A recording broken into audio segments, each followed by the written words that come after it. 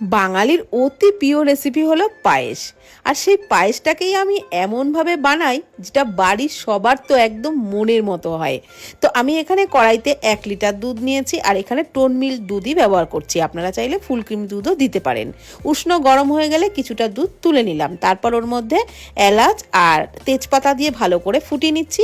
আর যে দুধটা তুলে নিয়েছিলাম তার মধ্যে গুঁড়ো দুধ মিশিয়ে রাখলাম। এদিকে 2 মুঠো গোবিন্দভোগ চালের মধ্যে 1 টেবিল চামচ ঘি দিয়ে খুব ভালো করে মেখে নিলাম। দুধটা ফুটে অনেকটা ঘন হয়ে আসলে দিয়ে দিলাম ঘি মাখানো গোবিন্দভোগ চালটা দিয়েও প্রায় 80% মতো ফুটিয়ে নিলাম। তারপর গুঁড়ো দুধে গোলা দুধটা দিয়ে দিলাম, আর ওই দুধটা দিয়েও একটু ফুটিয়ে নিলাম। তারপর দিয়ে দিলাম লাল বাতাসা আর সামান্য একটু লবণ। খুব ভালো করে ফুটিয়ে ঠিক এইরকম ঘনত্বের পায়েসটা নামিয়ে নিলাম।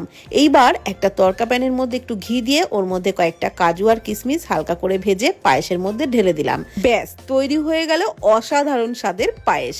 এইভাবে বানাই, বাড়ির সবাই এতটাই পছন্দ করে যে আমার হাতের পায়েস খাওয়ারই বারবার রিকোয়েস্ট করে।